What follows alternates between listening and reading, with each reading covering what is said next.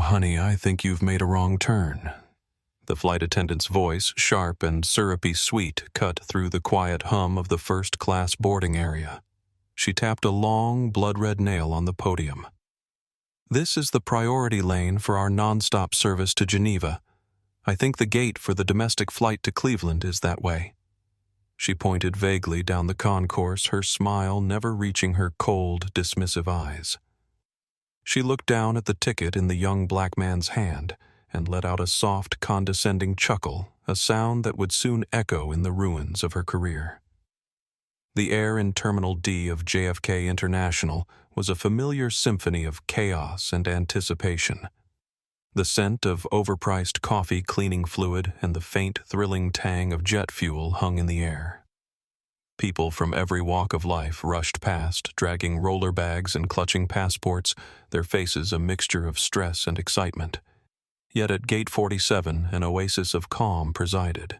This was the boarding area for Skyline Airlines Flight 220, a direct 10-hour journey to Geneva, Switzerland. Here the carpets were plusher, the chairs were leather, and the passengers spoke in the hushed, confident tones of people to whom luxury was not a treat, but an expectation. 17-year-old Alexander Wilson stood patiently in the short priority line. He was tall and lanky, with the kind of effortless grace that often comes with youth. He wore a simple but well-tailored navy blue travel blazer over a plain white t-shirt, dark jeans, and a pair of clean, unassuming sneakers. On his wrist was a simple digital watch, and in his hand he held his passport and a first-class ticket, a single slip of expensive cardstock bearing the Skyline Airlines logo, a stylized golden wingspan. He was listening to music through a pair of high-end earbuds, a gentle jazz trio that helped him tune out the terminal's noise and focus on the exciting prospect of his summer internship. Before we dive deeper into this story, where are you watching from? Drop your city in the comments. And if you've ever been underestimated because of how you look, hit that subscribe button and give this video a like. The terminal bustled around Alex, but in his private soundscape of piano bass and drums, he found a moment of peace. His eyes drifted to the massive windows where Skyline's flagship aircraft waited, its polished white fuselage gleaming in the afternoon sun. The sight still gave him a small thrill, not because of the luxury it represented, but because of what it meant to his family, the realization of his father's vision. Two gray-haired passengers ahead of him were greeted with warm smiles and effusive welcomes.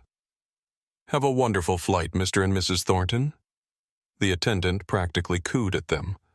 Alex removed one earbud as he stepped forward next in line. Alex Wilson had grown up in the shadow of aviation greatness. His father, James Wilson, had built Skyline Airlines from a two-plane regional carrier into a global aviation powerhouse. But unlike many heirs to business empires, Alex had never been permitted to coast on his father's success. The world will give you nothing you don't fight for. Alex, his father, had said 1,000 times, "Privilege is a starting line, not a finish line." Those words had shaped Alex's childhood and adolescence. While his peers at private school flaunted their family connections, Alex had deliberately kept his low profile. He'd earned his place at the prestigious Thompson Academy through a blind academic scholarship application. He joined the debate team, the engineering club, and maintained a perfect GPA, all while learning the fundamentals of his father's business during weekends and holidays. This summer internship in Geneva wasn't a gift. He'd spent the last year meticulously preparing for it. It wasn't just a trip. It was a rite of passage, 3 months working in the international finance division of one of his father's subsidiary companies. He'd earned it with his grades, his independent projects, and a presentation that had genuinely impressed a board of directors who thought they were merely humoring the boss's kid. As the line inched forward, Alex reflected on the path that had led him to this moment.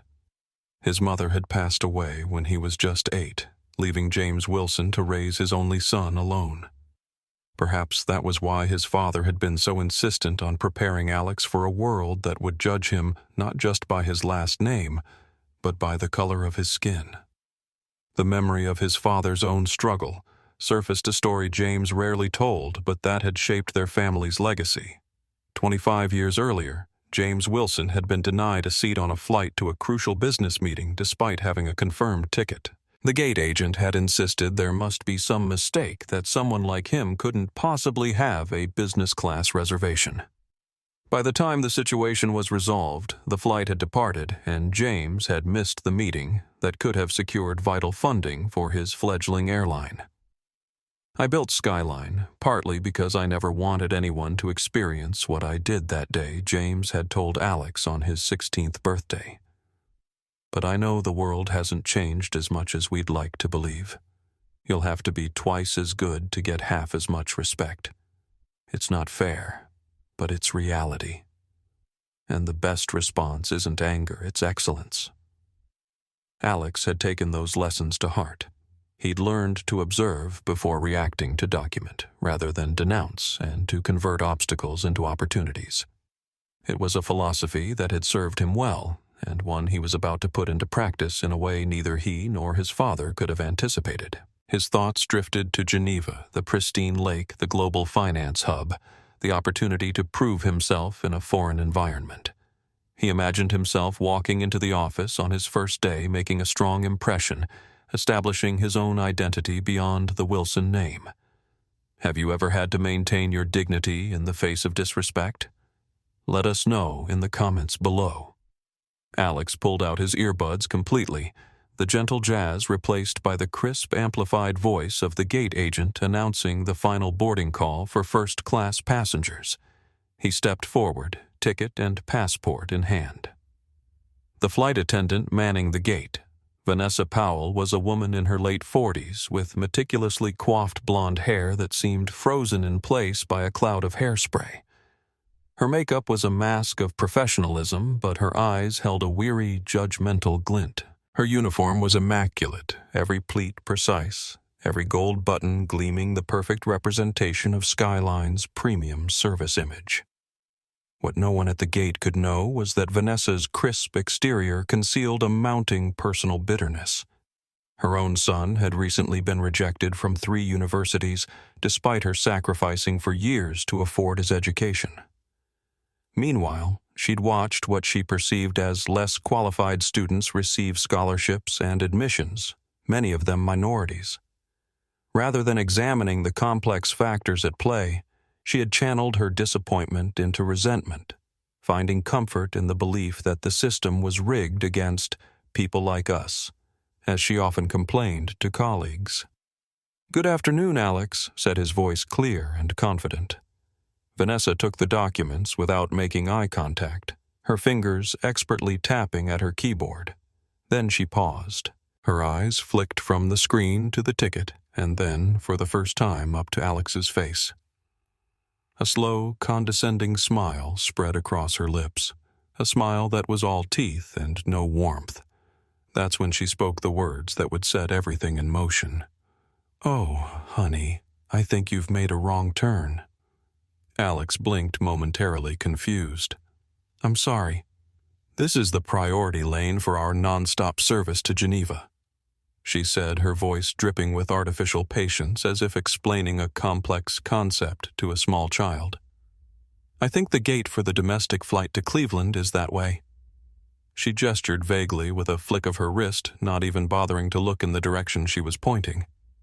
The jab, though nonsensical, was clear in its intent. It was designed to diminish to place him somewhere else, somewhere less. Alex felt a familiar hot flush of anger creep up his neck, but he pushed it down, his father's voice echoing in his mind. "Observe. Don't react." He kept his own voice even. "I believe I'm at the right gate. Flight 220 to Geneva."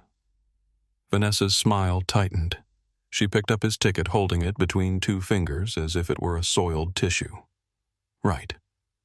This ticket." She let out a soft, airy chuckle. It wasn't a loud laugh, but in the relative quiet of the first-class lounge, it was as sharp as a slap. The couple in cashmere who were gathering their carry-ons nearby turned to look. "Seat 2A first class." She read aloud, her tone a perfect blend of mock surprise and utter disbelief. My. Did you win a competition? Or perhaps your employer is just incredibly generous. The implication hung poisonously in the air. There was no conceivable way in her world that he could belong here on his own merit. He had to be a fluke, a charity case, an anomaly that disturbed the natural order of things. For a brief electric moment, Alex felt the words rising in his throat. My father owns this airline. The revelation would be satisfying. He could picture Vanessa's smug expression crumbling into horror. His hand even twitched toward his wallet where he kept his company ID with the executive family designation. But he caught himself remembering his father's wisdom. The moment you use our name as a weapon, you've lost the real battle. An older man in a tailored suit standing nearby raised an eyebrow, his attention caught by the exchange. His eyes, shrewd and observant, moved from Vanessa to Alex, taking in the situation with quiet assessment. Is there a problem with my ticket? Alex asked, his voice level despite the tension building inside him. A middle-aged woman in line behind Alex cleared her throat loudly, her disapproval aimed squarely at Vanessa. For heaven's sake, just process his boarding pass. We'd all like to get on the plane sometime today. Vanessa's smile vanished, replaced by a mask of cold, bureaucratic indifference. There's no problem. She clipped her voice now hard. She scanned his ticket with a violent, angry motion. The machine beeped its sterile confirmation. It just seems unlikely. She slapped his passport and boarding pass down on the counter. Enjoy your flight, sir. She said the word, sir, now loaded with a thick, sarcastic venom. She turned away from him before he had even picked them up, already focusing on the next passenger with a renewed and pointedly warmer smile. The older man in the suit frowned slightly, his gaze lingering on Alex with what appeared to be a mixture of curiosity and concern. The woman who had spoken up gave Alex a small nod of solidarity as he collected his documents. From nearby, a young white businessman in an expensive suit sneered to his companion just loudly enough to be heard. That's what affirmative action looks like. Taking spots from people who earned them. His friend chuckled uncomfortably, glancing around to see if anyone had overheard. Alex absorbed it all, cataloging each reaction, each microaggression, each small act of solidarity or complicity. This wasn't just about one rude gate agent anymore. It was a window into how people behaved when confronted with someone they perceived as out of place in their exclusive world. Alex stood motionless for a moment, his hand resting on his passport and ticket. The insult still rang in his ears, clear as the boarding announcements overhead. He could have said 1,000 things. He could have told her exactly who he was. He could have pulled out his phone and made a call that would have ended her career right there on the plush carpet of Gate 47. But that wasn't his father's way, and it wasn't his. A public spectacle would be emotional and unsatisfying. True consequences were organizational, not theatrical. Instead, he chose his words carefully. I'm simply a paying passenger, ma'am. Thank you for your assistance. The ma'am was a deliberate choice, a small act of asserting his own maturity and civility in the face of her rudeness. It seemed to irritate her more than any insult could have. As Alex walked down the jet bridge, the hushed conversation of the couple behind him reached his ears. Well, I never, the woman whispered. The nerve of some people. Alex wasn't sure if they were talking about him or Vanessa. He suspected it was him. Another passenger, a young Asian woman who had witnessed the exchange, caught up to him in the jet bridge. That was incredibly handled, she said quietly. I would have lost my cool completely. Thank you, Alex replied, genuinely appreciative of the unexpected support. I've been there, she added. Different stereotype, same dismissal. With a small smile, she moved ahead to her seat in business class. He stepped onto the aircraft, the cool, recycled air a welcome change. A different flight attendant, a man with a kind face and tired eyes, greeted him at the door. His name tag read, Michael Garcia. Welcome aboard, sir. Can I show you to your seat? Michael's smile was genuine, his tone respectful. Thank you. 2A. Alex set his voice steady despite the lingering tremor of humiliation. Michael nodded. Right this way, one of our best suites on the aircraft. Alex found his seat a spacious private suite with its own door, a lie-flat bed, and a large entertainment screen. It was the pinnacle of commercial air travel. He stowed his carry-on and settled into the soft leather, the insult still ringing in his ears. It just seems unlikely. He looked out the small window at the ground crew moving about on the tarmac. He knew this airline. He knew its history, its fleet, its corporate structure. He knew the name of the CEO, the man who had built it from 2 leased airplanes into a global titan of aviation. He knew him because he saw him every morning at the breakfast table. Alex took a deep breath. Vanessa had no idea. She thought she had just put some upstart kid in his place. She couldn't possibly comprehend that she had just laughed in the face of Alexander Wilson, the only son of James Wilson, the founder and owner of the very airline that paid her salary. And Alex, sitting quietly in seat 2A, decided he wouldn't enlighten her. He would simply observe. The flight to Geneva was long. He would give her every opportunity to show him who she really was. "Can I get you anything before takeoff?" "Mr. Wilson," Michael asked, approaching with a tablet in hand. "Just some sparkling water with lime, please," Alex replied. Michael nodded. "Right away, sir." As Michael walked away, Alex noticed that the older gentleman who had observed the gate incident was being seated across the aisle in 3B. Their eyes met briefly, and the man gave him a small, almost imperceptible nod, a gesture that somehow contained both acknowledgement and apology.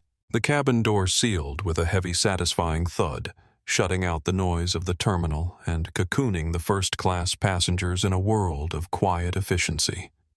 Alex slid the door of his suite partially closed, creating a semblance of privacy. He watched as the flight attendants moved through the cabin, their motions practiced and precise. What Alex couldn't know was that in exactly 10 hours, the career of Vanessa Powell would come crashing down around her, dismantled not by a teenager's vengeance, but by her own actions documented with clinical precision. The first-class cabin of Skyline Flight 220 was a masterpiece of luxury aviation design. Just 8 private suites arranged in a 1-2-1 configuration, each with sliding doors that could transform the space into a private sanctuary. The cabin's color palette was understated elegance, cream, leather walnut accents, and brushed gold fixtures. Soft lighting glowed from hidden sources, creating an atmosphere of exclusive tranquility. Alex settled into his suite, running his fingers over the control panel that would adjust everything from his seat position to the ambient lighting.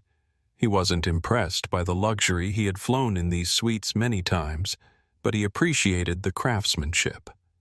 His father had personally overseen the design, insisting on materials that would age gracefully and systems that prioritized quiet reliability over flashy features.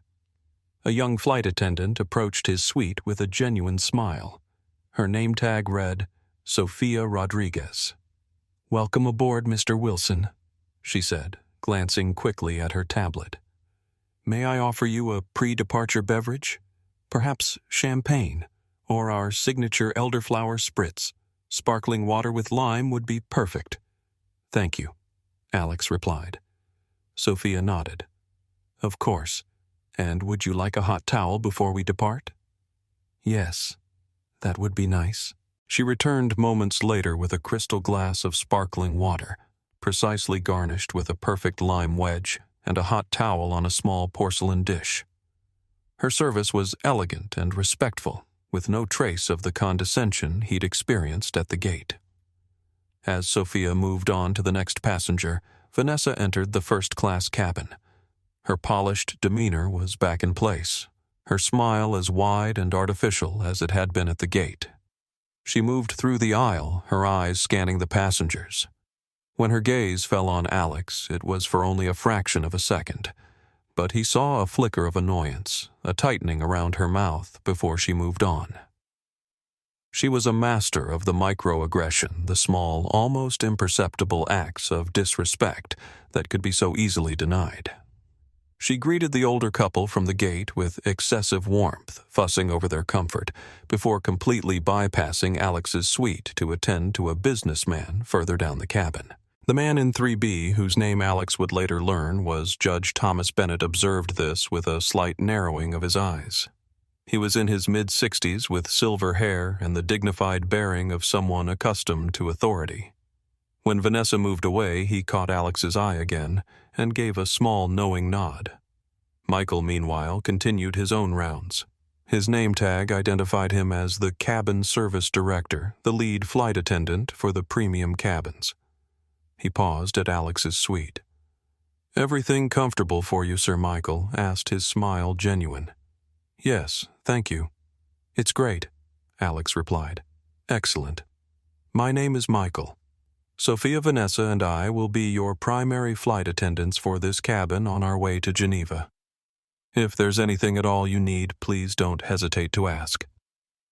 Just then, Vanessa passed by again. She overheard the exchange and chimed in, her voice cloying. "Yes, anything at all within reason, of course." She gave Alex a look that seemed to size him up, as if expecting him to ask for something outrageous. Michael shifted uncomfortably, a brief look of apology flashing in his eyes before he moved on to the next passenger. Alex noted the interaction. Michael was not an ally, not yet. He was a bystander, uncomfortable with Vanessa's attitude but unwilling to challenge it. Once out of earshot, Michael pulled Vanessa aside in the galley. "What are you doing?" he whispered urgently. That comment was unnecessary. "What comment?" Vanessa replied innocently. "I was just clarifying our service parameters. No, you were singling him out, just like at the gate." Michael had witnessed part of the boarding interaction while preparing the cabin. Vanessa's expression hardened. "Look, I've been doing this job for 22 years. I know when someone doesn't belong, and trust me, that kid is out of place here." "That's not your call to make," Michael countered. "He has a valid ticket. He deserves the same service as everyone else." "You're too soft, Michael," Vanessa scoffed. "People take advantage when you don't maintain standards. Standards of service, yes. Not standards of who belongs based on how they look." Michael's frustration was evident, but his voice remained low. Vanessa shrugged. "You'll learn." She grabbed a tray of welcome drinks and walked away, effectively ending the conversation. Michael hesitated, then returned to his duties, his discomfort visible in the tension of his shoulders. He had challenged her, but not forcefully enough to change anything. Alex glanced over at Judge Bennett, who was being offered a newspaper by Sophia. The judge declined with a gracious smile, lifting his tablet to indicate he had his reading material digitized. When Sophia moved away, the judge caught Alex's eye once more, this time with a slight shake of his head, a subtle indication that he hadn't missed Vanessa's tone. The flight took off smoothly, ascending into the deepening twilight over the Atlantic. Alex watched through his window as the lights of New York City shrank beneath them, a glittering constellation giving way to the vast darkness of the ocean. As the aircraft leveled off, he reclined his seat slightly, took out his tablet, and began to read. But a part of his mind remained alert, observing, documenting. Not out of vindictiveness, but from a place of measured assessment. Once they reached cruising altitude, the ballet of first-class service began. Hot towels were distributed, menus were presented, and drink orders were taken. Sophia handled the forward section of the cabin while Michael took the aft where Alex was seated. Yet Vanessa seemed to make a point of inserting herself into Michael's territory whenever she passed by Alex's suite. "Our dinner service will begin shortly," Michael informed Alex, handing him an elegantly printed menu. "Would you care for something to drink while you decide?" "Just another sparkling water, please," Alex replied. Michael nodded and moved on to Judge Bennett. Moments later, Sophia delivered Alex's water with a friendly smile before continuing her service routine. Everything was proceeding with the clockwork precision that Skyline Airlines was known for. The cabin lights dimmed slightly, creating a more intimate atmosphere as the meal service began. The senior passengers were served first, a standard protocol that Alex understood and respected. Michael approached his suite to take his dinner order. "I'll have the seared salmon, please," Alex said to Michael. Vanessa, passing by with a tray of appetizers, paused in the aisle. She let out a little sigh, just loud enough for Alex to hear. "The salmon is a very popular choice tonight," she said to no one in particular. "Hopefully we'll have enough." It was a subtle dig, another insinuation that he was somehow taking something that wasn't meant for him. Michael's face flushed slightly, and he quickly reassured Alex. "Don't you worry, sir. Your choice is locked in. We always provision for every passenger's first choice in this cabin." As Michael moved away, Vanessa lingered. "Perhaps you'd like to consider the chicken instead. It's equally delightful." Alex met her gaze directly. "I'm quite set on the salmon, thank you." She maintained her artificial smile. "As you wish."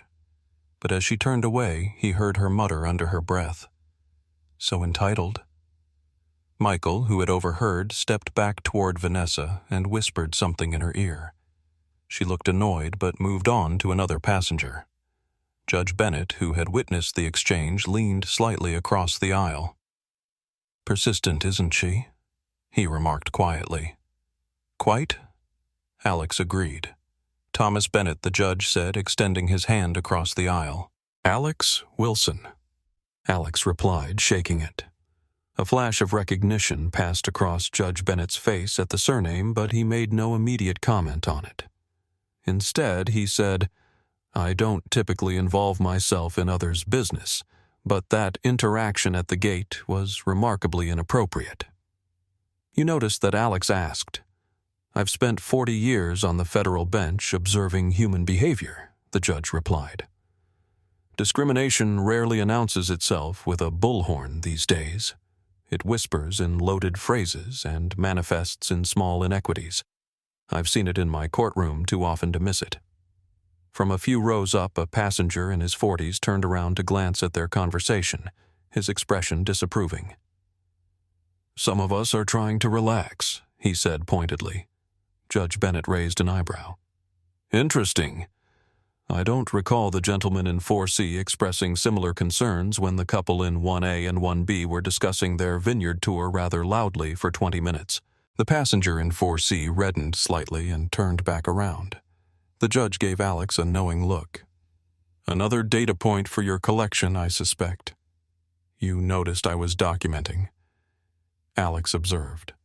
"Smart strategy. In my experience, organizations respond to evidence, not emotions. Whatever you decide to do with what you're observing, having a clear record will serve you well." When the appetizers arrived, Sophia served Alex a beautifully presented plate of seared scallops with a delicate saffron sauce. "Enjoy, Mr. Wilson," she said pleasantly. Throughout the cabin, the other flight attendants were providing attentive, personalized service. Michael checked on each passenger regularly, making sure wine glasses were refilled and needs were met. Vanessa focused her attention on the passengers at the front of the cabin, particularly the older couple and a middle-aged businessman, lavishing them with extra care and frequent check-ins. An hour into the flight, Alex was watching a movie when his drink, the sparkling water he'd been nursing, sat empty. He pressed the call button. After a few moments, Vanessa appeared at his door, her expression impatient. "Yes," she asked, foregoing any form of polite address. "Could I please have another water?" Alex requested politely. She stared at the empty glass. "You can see we're in the middle of a dinner service. I'll get to it when I can." She turned and walked away without waiting for a response. Alex sat back stunned by the sheer rudeness. He watched as she walked 10 feet to the galley, poured a glass of champagne for the passenger in seat 1A, and delivered it with a dazzling smile and a flourish. 10 minutes passed, then 15. His call light remained illuminated, a small, ignored beacon. From across the aisle, Judge Bennett watched with growing disapproval, making notes on his tablet occasionally. A woman in seat 1D glanced back at the ignored call light, then at the attentive service being provided to other passengers, her expression thoughtful. Finally, Michael, noticing the light on his way back from the galley, hurried over. "Sir, I am so sorry for the wait. What can I get for you?" Michael looked genuinely distressed. "Just a water when you have a moment," Alex said calmly. Of course. Right away. Michael looked flustered and shot a quick, anxious glance towards the galley where Vanessa was chatting with the pilot who had come out for a break. He returned in less than 30 seconds with the water and a small bowl of warm nuts. My apologies again for the delay. Alex gave him a small, appreciative nod. Thank you, Michael. When Michael returned to the galley, he confronted Vanessa more directly. You can't just ignore a call button for 15 minutes. That's basic service. I was busy, she replied dismissively, not too busy to serve 1A champagne immediately after Michael countered his voice, quiet but firm. This isn't acceptable, Vanessa. If you have an issue with a passenger, you need to set it aside or ask one of us to handle it. Are you telling me how to do my job? She challenged. I'm reminding you what our job is, Michael replied. And it's not to decide who deserves service based on personal judgment. Sophia, who had overheard, gave Michael a small nod of support. Vanessa noticed and rolled her eyes. Fine. You two can coddle the charity case if you want. I have actual first-class passengers to attend to. She walked away, leaving Michael and Sophia exchanging concerned glances. As Alex opened the Notes app on his phone and began to type. Date, August 4th, 2025. Flight, SL-220, JFK, GVA. Personnel, FA, Vanessa Powell. CSD, Michael Garcia. FA, Sofia Rodriguez. Incident 1. Boarding gate 47, approx. 1845, EST. F.A. Powell expressed disbelief at my first-class ticket. Stated, I think you've made a wrong turn, and, did you win a competition? Laughed at ticket. Incident 2, approx 2030, EST. During pre-dinner service, F.A. Powell implied I was taking a meal choice salmon that might be needed for other passengers. Suggested I order chicken instead with comment, so entitled, when I declined. Incident 3, approx to 21:15, EST. Ignored call button for over 15 minutes for a water refill request. Served other passengers during this time. Request fulfilled by CSD Garcia, who apologized for the delay. Alex was meticulous, listing times-specific quotes and the names of the personnel involved. He even noted the presence of witnesses passenger in 3B. Thomas Bennett observed incidents 1, 2, and 3 showing visible disapproval. Passenger in 1D observed incident 3. This was no longer about his feelings or a personal insult. This was data. It was evidence of a breakdown in service, a failure of the values his father had championed when he founded Skyline Airlines. Every passenger from the last row of economy to the front seat of first is our guest. Treat them with dignity. Vanessa wasn't just being rude to him. She was actively undermining the very foundation of the company brand. This pattern continued for the next few hours.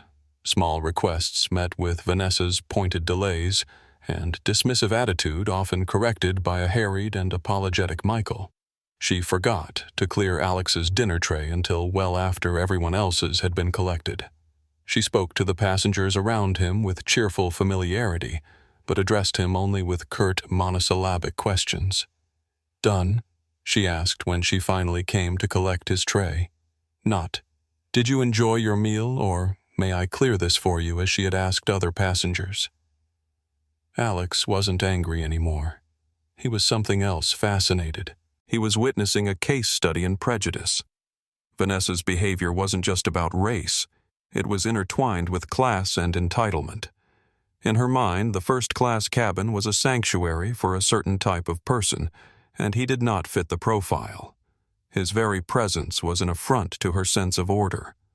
Around the cabin, other passengers were beginning to notice the pattern. An elderly woman in 5A frowned as she observed Vanessa bypass Alex's suite during the snack service. The businessman in 4C, who had earlier complained about Alex's conversation with Judge Bennett, now watched with a mixture of discomfort and perhaps a dawning recognition of his own complicity. A young couple in the center suites whispered to each other occasionally, glancing at Alex with sympathy. Not everyone noticed or cared. Several passengers were absorbed in movies or sleeping. but a growing subset of the cabin had become unwitting witnesses to what was unfolding. Michael became increasingly uncomfortable with the situation. During a quiet moment in the galley, he confided in Sophia. "I should say something more directly," he admitted. "This isn't right." "It's tricky," Sophia replied. "She has seniority, and you know how management usually sides with experience. Seniority doesn't give her the right to treat passengers differently," Michael argued. "I've seen her do this before with other passengers who don't fit her idea of first class. Usually not this blatantly, but the pattern is clear." "What happened the last time you reported similar concerns?" Sophia asked. Michael's expression darkened. "They said there was insufficient evidence of a pattern. Just isolated incidents that could be explained by miscommunication or service pressures. And that's why documentation matters," Sophia said pointedly. "If more of us spoke up consistently with specific examples, maybe something would change." Michael nodded thoughtfully. "You're right. I'm going to be more direct with her. And if that doesn't work, I'll document everything for a formal report."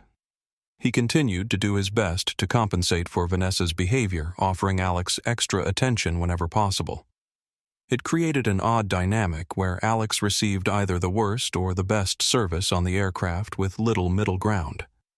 Alex continued to document each incident. Incident 4, approx. 22:20 EST. Dinner tray left at my seat for approximately 25 minutes after all other passengers in vicinity were cleared. Cleared by CSD Garcia. Incident 5, approx. 23:05 EST. During turn-down service, F.A. Powell skipped my suite entirely. When I requested turn-down service via call button, she replied, "I thought young people preferred to do things for themselves." Service eventually provided by F.A. Rodriguez, who apologized. Incident 6, approx. 23:40 EST. Overheard F.A. Powell telling passenger in 1D that they were her favorite kind of first-class passenger while glancing in my direction. Judge Bennett in 3B was becoming increasingly aware of the situation. The distinguished gentleman had been observing the interactions with a look of growing disapproval. After the turn-down service incident, he caught Alex's glance and gave him a subtle, sympathetic shake of his head. During a quiet moment when most passengers were either watching movies or beginning to sleep, Judge Bennett leaned slightly across the aisle. "Young man," he said in a low voice, "I couldn't help but notice the inconsistency in service you're receiving." Alex nodded slightly. "Yes, sir. It's been interesting to observe. I admire your composure," the judge continued. "Most people would have made a scene by now. I find documentation more effective than confrontation," Alex replied. Judge Bennett's eyes flickered to Alex's tablet where his detailed notes were visible. A small smile of approval crossed his face. "Smart. Very smart." He extended his hand across the aisle. "Thomas Bennett." "Alex Wilson." Alex replied, shaking the offered hand. "Wilson," Judge Bennett repeated thoughtfully. "Any relation to James Wilson by chance?" Alex hesitated, then nodded slightly. "He's my father." The judge's eyebrows rose slightly. "I see." He leaned back in his seat, processing this information. "You know, I've had the privilege of meeting your father several times. We served together on a commerce commission about 15 years ago." I didn't know that, Alex said, genuinely surprised. "He's a remarkable man," Judge Bennett continued, "particularly given the obstacles he faced building his company." "You know about that?" Alex asked. "Some," the judge replied. "Enough to understand why he might have raised a son who responds to disrespect with such methodical poise rather than impulsive reaction." Alex smiled slightly. "He's always said that true character is revealed in how you treat people when you have nothing to gain from them. And true leadership is shown in how you respond when disrespected," Judge Bennett completed the saying. "Yes, that sounds like James." He studied Alex for a moment. "Have you considered what you'll do with your observations?" I'm still deciding, Alex admitted. I don't want this to just be about one flight attendant behaving poorly. There's something larger at work here. Perceptive Judge Bennett nodded. In my years on the bench, I've seen how individual incidents often reveal wider patterns within organizations. What behaviors are tolerated, what complaints are dismissed, what problems are considered too inconvenient to address. Exactly, Alex agreed. And that's what I'm trying to understand.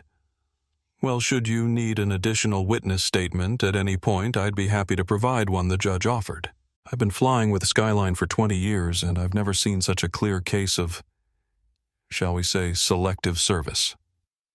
Thank you, sir. I appreciate that. As they spoke, Vanessa walked by, her eyes narrowing slightly at their interaction. She paused at Judge Bennett's suite. Is everything all right, Judge Bennett? Can I get you anything?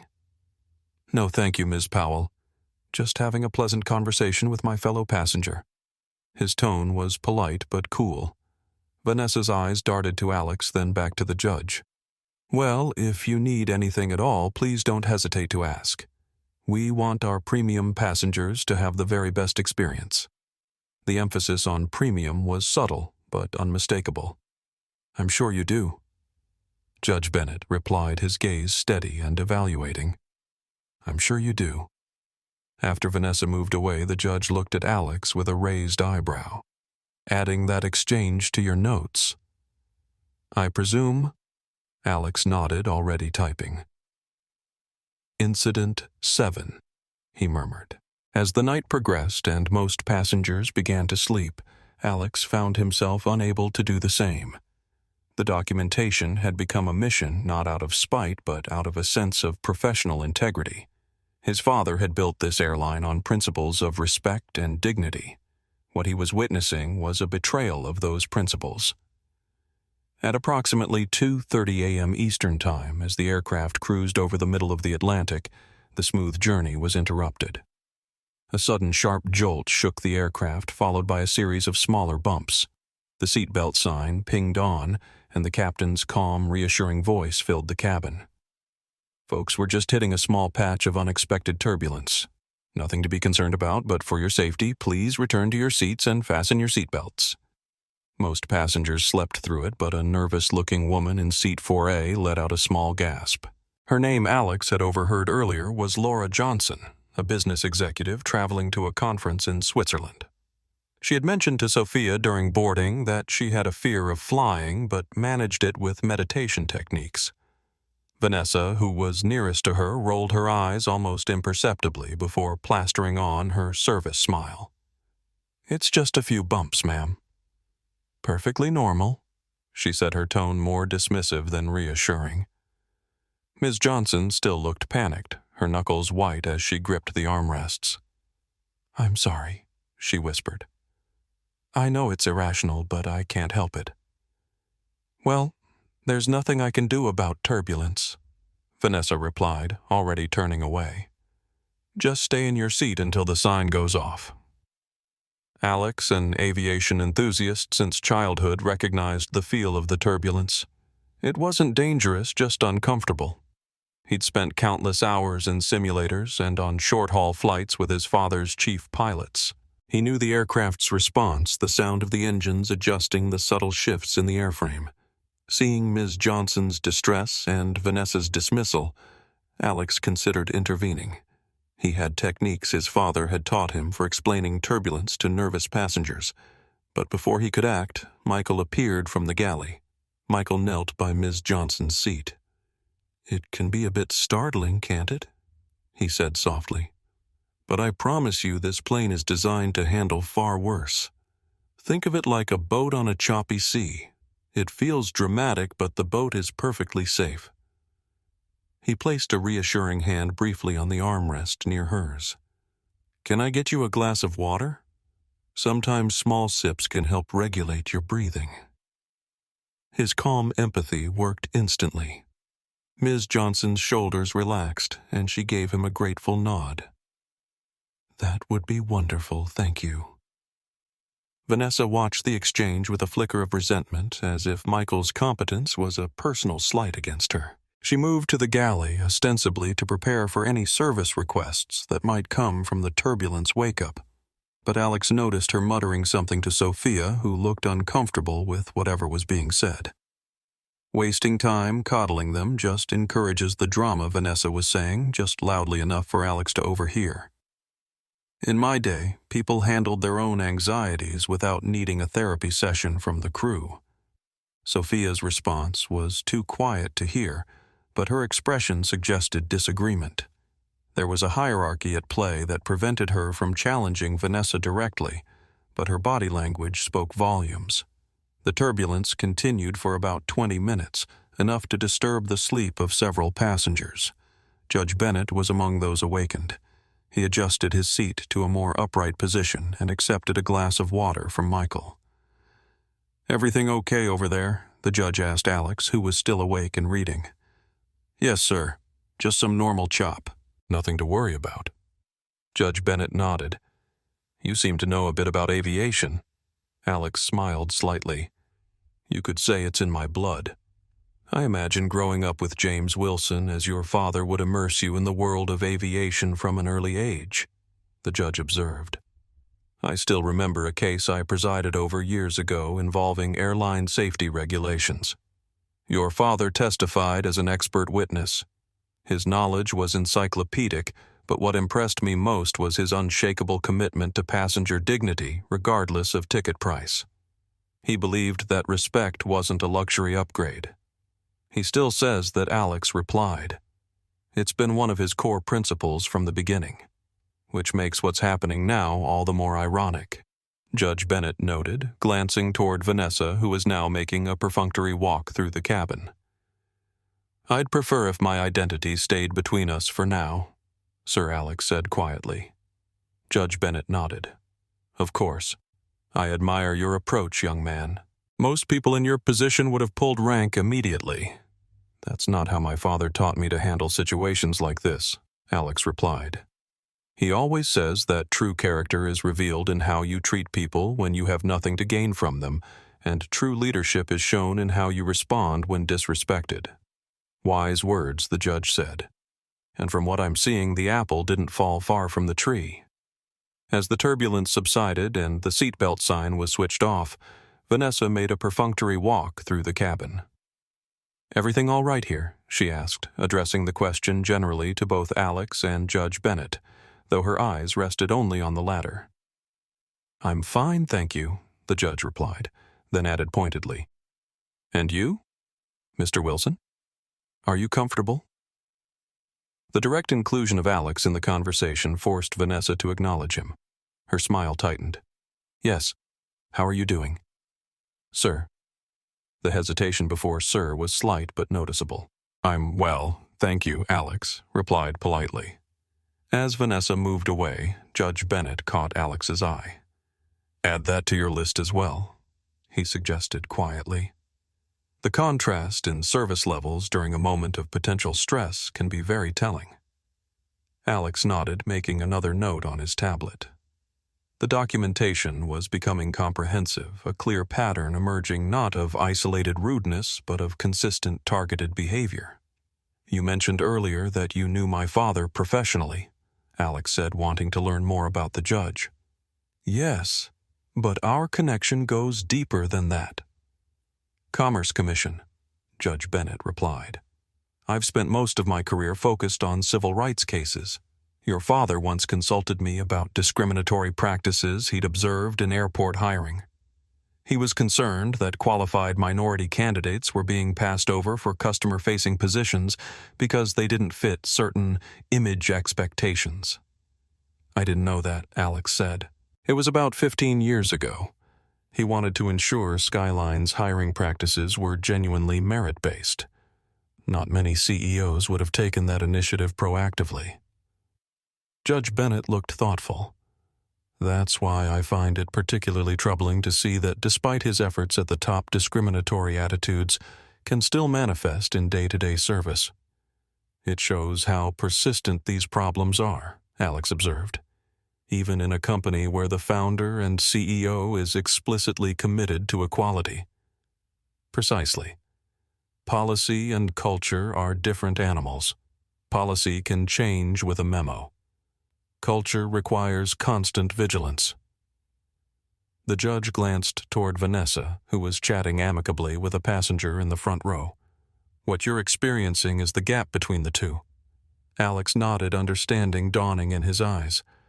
This wasn't just about one rude flight attendant. It was about the distance between corporate values and frontline reality, a challenge that would one day be his to address when he stepped into his father's role. It was during the quiet lull after the turbulence with the cabin returned to its previous tranquility that Vanessa's curiosity, now a festering obsession, got the better of her again. She strolled down the aisle, feigning a check on the sleeping passengers. She paused once more at Alex's suite. He had his reading light on the soft glow illuminating his face as he continued to document the flight's events on his tablet. Still awake, she asked. Her tone had shifted slightly. The overt hostility was gone, replaced by a kind of predatory curiosity. The information about Alex's booking had created a puzzle she couldn't solve, and it was clearly bothering her. Just reading Alex said not looking up from his tablet. That corporate account your ticket was booked on, she began dropping all pretense of subtlety. I'm just a stickler for the rules, you see. We have to be sure who's flying with us, security protocols and all. The name on the account is James Wilson. Is he your employer? Alex finally looked up at her, his expression unreadable. He could see the gears turning in her head. She was trying to connect the dots, a young black man, an exclusive corporate account, a powerful name. The narrative she had constructed in her mind, the charity case, the sponsored boy, was crumbling. But she hadn't yet grasped the reality. For a moment, Alex considered maintaining the ambiguity, letting her continue to speculate. But something in him, perhaps a desire to see if the truth would change her behavior, or perhaps simply a weariness with the game, made him decide to give her a single, simple truth.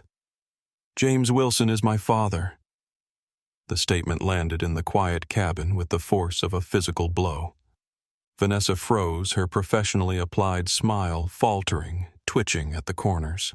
For a full 3 seconds, she just stared at him, her brain seeming to buffer, trying to process the information. Your father, she repeated, her voice a dry whisper. Alex simply nodded. Yes.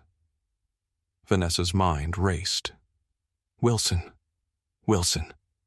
She had seen the name on the passenger manifest, of course. Elias Wilson. But it hadn't clicked.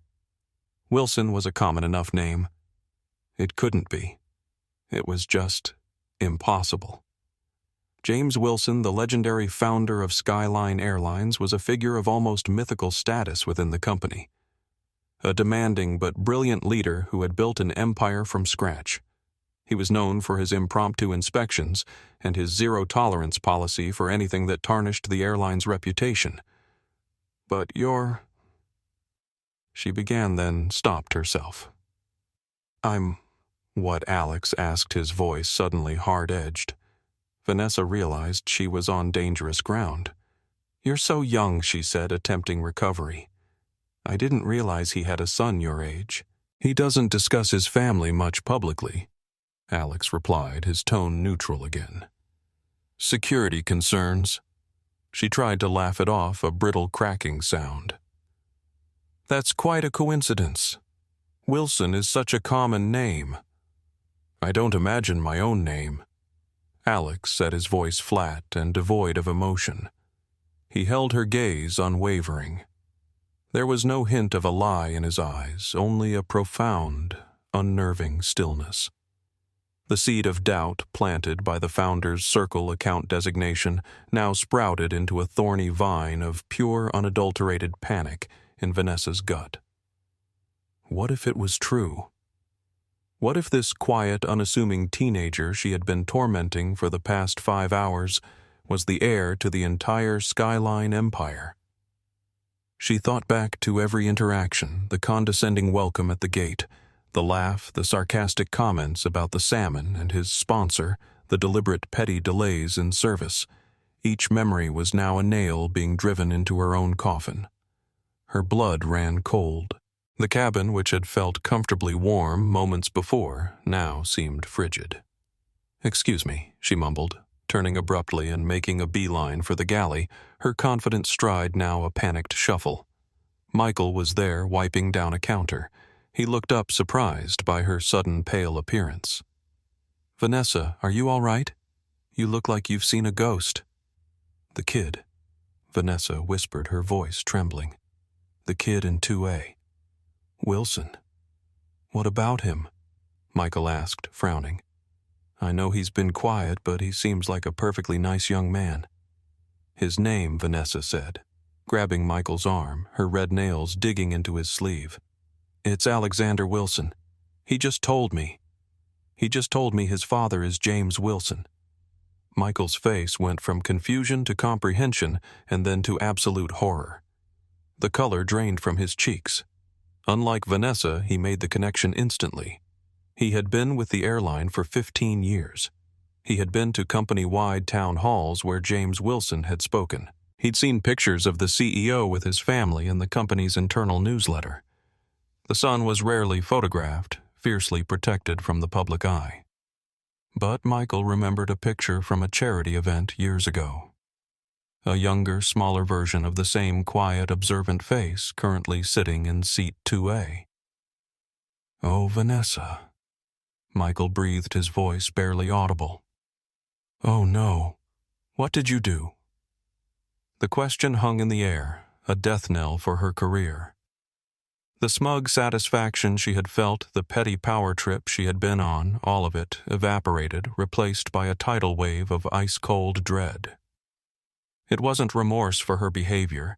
It wasn't a sudden realization about her own prejudice. It was the primal, gut-wrenching fear of getting caught. She stumbled back against the counter, her mind a frantic slideshow of her own actions. She hadn't just been rude to a passenger. She had insulted, humiliated, and harassed the son of the one man who held her entire professional life in the palm of his hand. "It can't be," she whispered. "You must be mistaken." "I'm not," Michael replied grimly. "James Wilson has a son named Alexander who would be about that age. It fits." "But he's—" Vanessa gestured vaguely, the unspoken prejudice hanging in the air between them. Michael's expression hardened. "Yes." "He's what?" "Exactly." Vanessa didn't finish the thought. The implication was clear enough. "You know I've stood by too many times when you've treated passengers differently based on how they look," Michael said, his voice low but firm. "I've tried to compensate to smooth things over. I've made excuses about your stress level or your experience. But this is inexcusable." "You don't understand?" Vanessa pleaded. "I was just maintaining standards. There are certain people who belong in first class, and certain people who—" "Stop," Michael cut her off. "Just stop. Listen to yourself. This isn't about standards. This is about prejudice, plain and simple." Sophia entered the galley, sensing the tension. "Everything okay?" "No," Michael replied before Vanessa could speak. "It's not. The flight still had 5 hours to go. 5 hours trapped in a metal tube 35,000 feet in the air with the living embodiment of her own ruin." The galley of a Boeing 777 is a small, confined space, but for Vanessa Powell it suddenly felt like a vast, empty void. The hum of the machinery, usually a comforting background noise, now sounded like a roaring in her ears. Michael stared at her, his face a mask of disbelief and dawning pity. "What do you mean? What did I do?" Vanessa hissed, her voice a frantic whisper. She was defensive, terrified. "I didn't do anything. I treated him like any other passenger." Michael just looked at her, his expression saying everything. He had been there. He had seen it all, the condescending tone, the ignored call light, the snide remarks. He had been her unwilling audience, compensating for her behavior throughout the flight. "Vanessa," he said, his voice low and serious, "I was right there. You need to go and apologize to him right now. Maybe you can fix this. Fix it. Vanessa's laugh was sharp and hysterical. How do I fix it? Go up to him and say, "Sorry I treated you like dirt. I didn't realize your father was a billionaire who could fire me with a single text message. He'll see right through it. It's better than doing nothing," Michael insisted. "Go be the best flight attendant he has ever seen for the rest of this flight. Maybe he won't say anything." The hope in Michael's voice was faint, but it was all Vanessa had. The idea of the quiet young man simply letting it all slide was a fantasy. She had seen his eyes. They weren't angry or vengeful. They were calm, observant, and deeply intelligent. It was the look of someone who doesn't forget. Sophia, who had been listening silently, spoke up. "Vanessa, I've only been flying with you for 6 months, but I've seen how you treat certain passengers differently. I've never said anything because you have seniority, and frankly, I was afraid of making waves as a new hire. But Michael's right. This has gone beyond unprofessional into something much worse." "Don't lecture me," Vanessa snapped. "You have no idea what this industry was like before you showed up with your perfect smile and your liberal arts degree." "This isn't about the industry," Sophia replied calmly. This is about basic human respect." Vanessa felt cornered, attacked from all sides. "I've given everything to this airline 22 years of my life. I've missed my son's birthdays, my anniversary dinners, and that gives you the right to decide who deserves respect based on how they look." Michael interrupted. "That's not how it works, Vanessa. That's never how it worked." Panic gave way to a desperate, fumbling attempt at damage control. Her mind, which minutes before had been filled with petty grievances, was now working furiously trying to construct a new reality, a new narrative where she was the victim of a misunderstanding. She took a deep breath, straightened her uniform, and forced the professional mask back onto her face. It felt heavy, like a lead shield. "You're right," she said, her voice tight. "You're right. Service. Impeccable service." She strode out of the galley, her movements stiff and robotic. Her first stop was Alex's suite. She approached with a wide, trembling smile that looked more like a grimace. "Mr. Wilson?" She began, her voice several octaves higher than usual. "I was just thinking, you've been reading for so long your eyes must be tired. Could I bring you a hot towel or perhaps a snack? We have a lovely cheese plate or some Belgian chocolates." Alex looked up from his book. He saw the sweat beading on her upper lip. He saw the frantic, desperate energy in her eyes. He saw the terror masquerading as kindness. It was in its own way more insulting than her earlier contempt. "No, thank you, Vanessa," he said, his voice perfectly level. He used her first name deliberately, a subtle reminder that he knew exactly who she was. Her smile faltered. "Of course. Well, if you change your mind anything at all, I think I'll try to get some rest now," Alex interrupted gently but firmly. She backed away from his suite as if it were radioactive. "Of course. Rest well, Mr. Wilson." As she retreated, Alex caught Judge Bennett's eye. The older man had been watching the exchange with interest. He gave Alex a knowing look, one eyebrow raised in silent question. Alex merely shook his head slightly and returned to his book. For the next several hours, Vanessa Powell became a caricature of a perfect flight attendant. She was a whirlwind of frantic, obsequious activity, all of it centered on seat 2A. She hovered near Alex's suite, ready to pounce at the slightest sign of a need. She offered him drinks he didn't want, snacks he didn't ask for, and blankets he didn't need. Every 10 minutes, she would appear with a fresh bottle of sparkling water just to make sure it stays chilled, Mr. Wilson. Alex simply continued to read politely, declining each offer. His calm, quiet refusals were more unnerving to her than any outburst would have been. He wasn't giving her an opportunity to fix anything. He was simply not engaging. He had already seen who she was. This frantic performance was meaningless. The other passengers in first class began to notice. Judge Bennett watched Vanessa's bizarre targeted attention with a raised eyebrow. He had seen her earlier rudeness, and now saw this cloying, desperate overcompensation. It was obvious that something had changed, that the flight attendant had realized she'd made a catastrophic error. A middle-aged woman in 1D who had been observing the situation throughout the flight caught Alex's eye at one point and gave him a small, sympathetic smile. "Quite a performance," she mouthed silently, nodding toward Vanessa. Alex returned a slight smile but said nothing. He was maintaining his role as the observer, not the provocateur. Even the businessman in 4C who had earlier complained about Alex's conversation with the judge now watched the proceedings with uncomfortable awareness. There was a shift in the cabin's atmosphere, a collective recognition that something significant was unfolding, even if most passengers didn't know exactly what. Vanessa's panic was a palpable thing. With every polite "no thank you" from Alex, her internal terror grew. She replayed the scene at the gate over and over. "I think you've made a wrong turn." The words haunted her. How could she have been so stupid, so arrogant? She had built her identity on being able to size people up to know who belonged and who didn't. Her entire worldview, her sense of superiority had been shattered. She hadn't been perceptive. She had been a blind, blundering fool. She tried to talk to Michael again in the galley, looking for reassurance. "He's not saying anything," she whispered, wringing her hands. "He's just reading."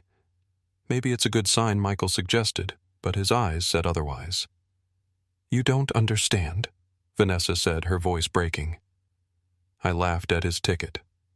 I laughed at James Wilson's son." To his face.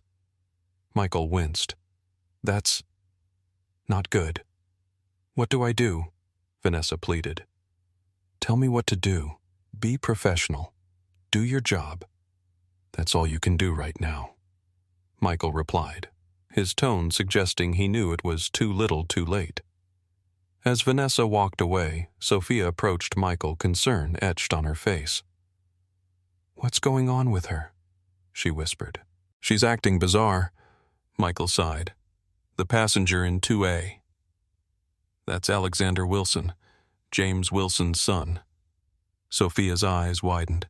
"The James Wilson, our founder. The one and only. And Vanessa has been less than welcoming to him." "Oh, no." Sophia's hand flew to her mouth. "She was horrible to him at the gate. I overheard her laughing about some kid who didn't belong in first class when we were preparing for boarding." Michael closed his eyes briefly. "It gets worse. She's been targeting him the entire flight, ignoring his call button, making comments the works. And he's been documenting it all." Sophia leaned against the galley wall, her face pale. "She's done, isn't she?" "I think we all know the answer to that," Michael replied softly. "And the tragedy is it shouldn't have taken the CEO's son being mistreated to make us confront this. How many other passengers has she done this to over the years?"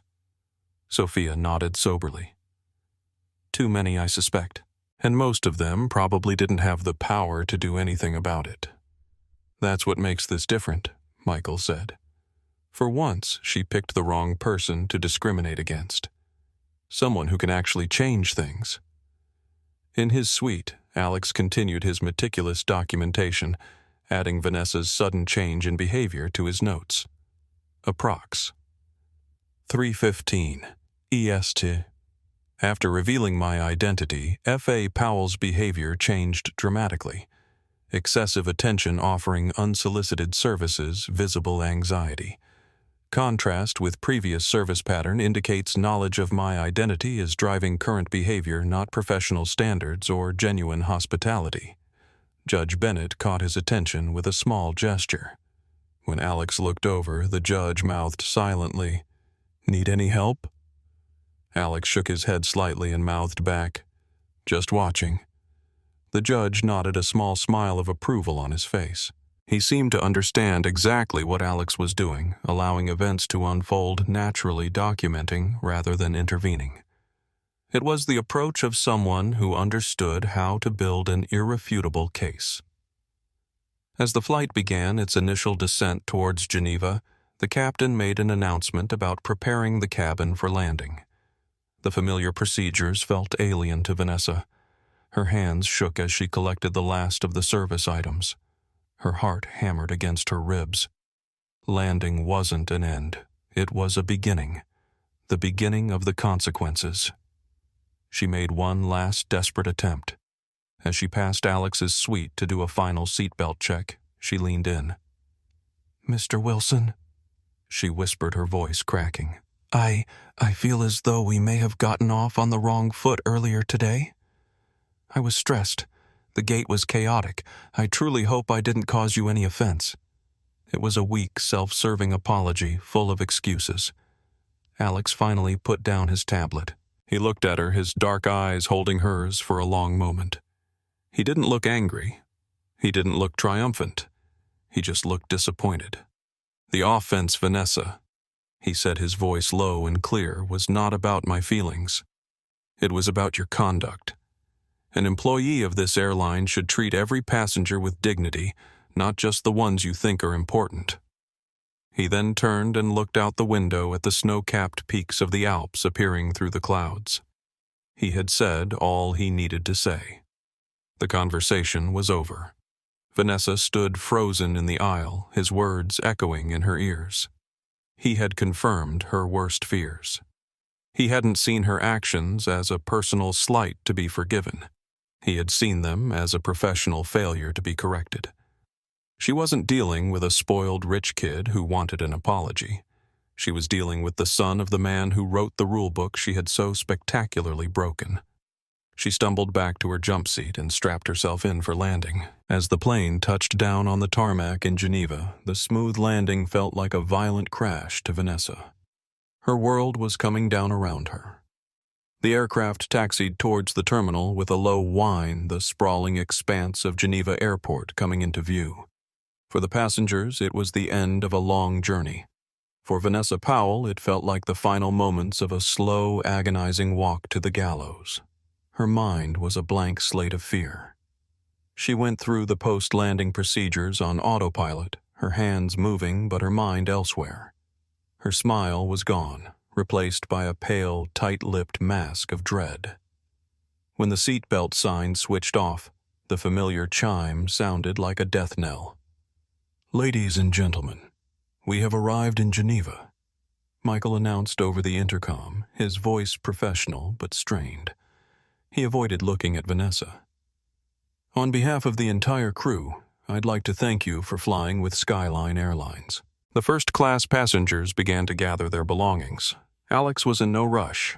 He stood up stretched and calmly retrieved his single carry-on bag from the overhead compartment. He slid the door to his suite open and stepped into the aisle, making brief, polite eye contact with Judge Bennett from 3B. "Have a good trip," Judge Bennett said to him, his voice warm. He gave Alex a look that was both knowing and supportive. "And for what it's worth, you handled that with remarkable grace." "Thank you, sir." "You as well," Alex replied, a small, grateful smile touching his lips. "As I mentioned, I served with your father on that Commerce Commission," the judge continued in a low voice. "But what I didn't tell you is that I was also the presiding judge in the discrimination case he filed against Transglobal Airways 20 years ago." Alex's eyes widened slightly. "The gate incident that made him start Skyline?" Judge Bennett nodded. "The very one. Your father wasn't just denied a seat. He was publicly humiliated, accused of having a fraudulent ticket, and physically removed from the gate. He could have settled for monetary compensation, but he insisted on structural changes. When those weren't forthcoming, he decided to build his own airline with dignity as its foundation. I knew parts of that story, but not all the details," Alex admitted. "He didn't want you to grow up in the shadow of that humiliation," the judge explained. "He wanted you to form your own understanding of the world, but I suspect he'd be proud of how you've handled yourself today. You've shown the same commitment to dignity without vengeance that he did." Their conversation was interrupted as Vanessa approached to begin the deplaning process. She stood near the exit to bid farewell to the passengers, her face a rigid mask of professionalism. She tried to catch Alex's eye as he approached, perhaps to offer one last pleading look, but he didn't glance her way. He simply walked past her, his gaze fixed on the jet bridge ahead as if she were nothing more than a part of the cabin fixtures. She and Michael were required to stand at the doorway until all first-class passengers had deplaned. The silence between them was heavy and suffocating. As the last passenger disappeared up the jet bridge, Michael finally spoke. "Good luck, Vanessa," he whispered, and it sounded like a genuine, sad farewell. Vanessa felt a surge of bitter resentment. Why was he pitying her? This was all his fault somehow. If he had just done his job better, maybe she wouldn't have been so stressed. The irrational thought flared and died in an instant, leaving only the cold ash of her own culpability. "Don't act like you're innocent in this," she hissed. "You could have warned me who he was." Michael looked genuinely stunned. "Warned you? So you could have treated him well because of who his father is, instead of treating him well because that's our job. Do you even hear yourself?" Vanessa fell silent, the truth of his words hitting her with unexpected force. "I tried to warn you," Michael continued, his voice low but intense. "Not about who he was, but about how you were behaving. Multiple times. I pulled you aside in the galley after boarding. I spoke to you again after you ignored his call button. I've been trying to get you to see what you were doing for years, Vanessa. This isn't new behavior for you." "What are you talking about?" she demanded. But there was a defensive quaver in her voice. "The woman in 5C last month who you said must be in the wrong cabin because she was wearing traditional African clothing. The elderly Asian couple in 2D and 2F who you forgot to serve until I reminded you. The Hispanic executive in 1A who you insisted must have a companion pass rather than a paid ticket." Michael's voice was steady, relentless. "I've seen it all, Vanessa. I just didn't have the courage to formally report it. That's on me, and I'll have to live with that failure." Vanessa stared at him, her face a mixture of shock and dawning realization. Had it really been that obvious? Had she really been that person? Standard procedure required the cabin crew to do a walkthrough of the aircraft before disembarking themselves. As Vanessa walked through the now empty first-class cabin, she saw Alex's seat 2A. It was neat the blanket folded, the pillow plumped.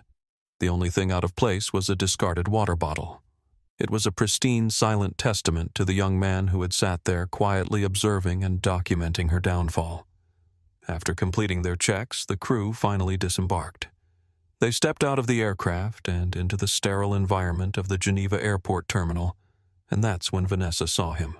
Waiting just beyond the jet bridge, standing with an air of quiet authority, was a woman in a sharply tailored charcoal suit. She was tall, with auburn hair and a serious expression. She stood next to Alex, who was speaking to her in a low voice. As the crew approached, the woman in the suit looked up. Her eyes, cold and assessing, swept over the pilots and then settled on the cabin crew. She singled out Vanessa and Michael instantly. Alex concluded his quiet conversation. The woman in the suit nodded, then turned her full attention to the crew. "Captain, an excellent flight as always," she said, her voice resonant and commanding. She then looked directly at Vanessa, and her gaze was like ice. "Ms. Powell, Mr. Garcia, I am Victoria Hammond, Director of European Operations for Skyline Airlines." Vanessa's heart stopped. This was not ground staff. This was senior management. She was here in person.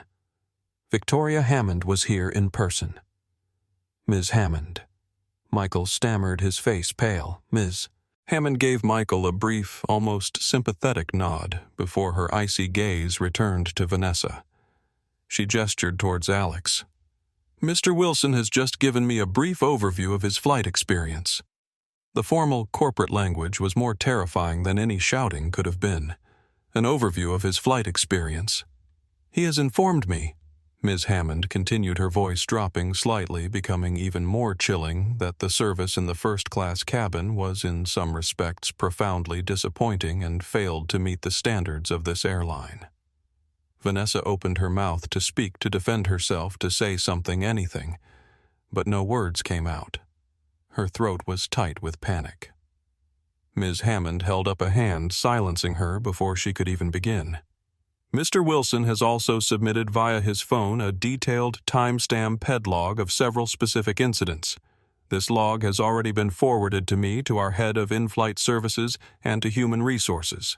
Furthermore, another passenger, a Judge Thomas Bennett in seat 3B, who happens to be one of our most loyal Platinum Tier flyers, has already sent an unsolicited email to his executive liaison praising Mr. Garcia's service, while simultaneously expressing his utter disgust at his words. Every sentence was a hammer blow, dismantling any possible defense she could mount. A detailed log from Alex, a corroborating complaint from a VIP passenger, praise for her colleague that only highlighted her own failures. It was a perfect, inescapable trap. Alex stood by his expression neutral. He wasn't gloating. He wasn't smiling. He was simply watching the system he had set in motion play out. He had gathered the data, submitted the report, and now the corporate machine was doing its work. Ms. Powell.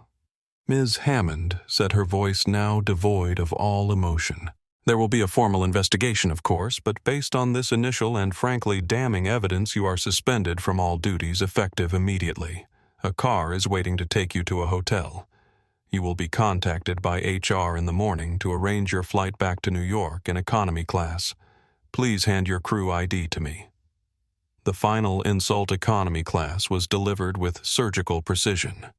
It was a clear, brutal message. You are no longer one of us.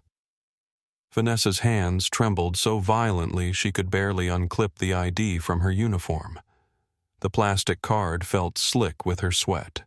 She held it out to Ms. Hammond, her eyes pleading. This couldn't be happening. It was a nightmare.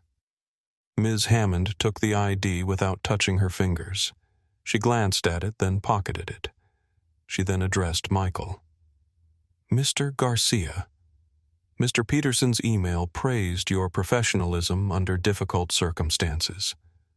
We will discuss this further, but for now, thank you for upholding our standards. You may proceed with the rest of the crew. Michael gave Vanessa one last sorrowful look and then hurried away, joining the pilots who were trying very hard to pretend they hadn't heard the entire exchange. Sophia lingered a moment longer. I should have said something sooner, she said quietly to Michael as they walked away. I saw what was happening and stayed silent. We all did, Michael replied. That's the real problem here. Vanessa was left standing alone facing Ms. Hammond and Alex. The bustling airport seemed to fade into a blur around her. Ms. Hammond turned to Alex. Alex, your car is waiting downstairs. Your father sends his regards and looks forward to your call this evening. Thank you, Victoria, Alex said simply. He then looked at Vanessa, his gaze no longer holding disappointment but a kind of weary finality. He gave a slight, almost imperceptible nod, and then turned and walked away with Miss Hammond, leaving Vanessa standing alone under the harsh fluorescent lights of the terminal, the silence of her ruined career deafening. As he walked away, Alex felt a complex mixture of emotions. There was no satisfaction in watching Vanessa's humiliation, only a quiet resolve that what had happened was necessary, not as punishment, but as the first step toward something better. He had witnessed not just one person's failure, but a gap in the system. His father had built a gap between stated values and lived reality. And in that moment, he began to see how he might help bridge it. The office was sterile and impersonal, a symphony in beige and brushed steel. It was a temporary workspace used by visiting executives at the Geneva airport, and its transient nature seemed to mock the permanence of Vanessa's situation. She sat in a chair that felt too firm, her hands clasped tightly in her lap to stop them from shaking. The coffee on the table in front of her was untouched, its aroma sickeningly sweet. Across the polished table sat Victoria Hammond and a woman who had introduced herself via video conference from New York as Catherine Blackwell, the Vice President of Human Resources. Her image was sharp on the large screen, her expression severe and impassive. Alex was not there. His absence was a statement in itself. His personal feelings were irrelevant to this process. This was not a personal dispute. It was a corporate proceeding. Ms. Powell, Catherine Blackwell, began, her voice crisp and clear through the speakers. We have the preliminary report in front of us. It includes the log submitted by Mr. Wilson, the complaint from passenger Judge Thomas Bennett, and a preliminary statement from flight attendant Michael Garcia, which was taken this morning. Vanessa flinched at the mention of Michael's name, the final betrayal. He had given a statement. She felt a surge of indignation, but it was quickly extinguished by a wave of helplessness. What else could he have done for her? His statement, she was sure, would be a carefully worded factual account of what he witnessed. It would be damning. I'd like to give you an opportunity to provide your side of the story. Catherine continued, a formality that held no promise of salvation. Vanessa swallowed hard, her throat dry.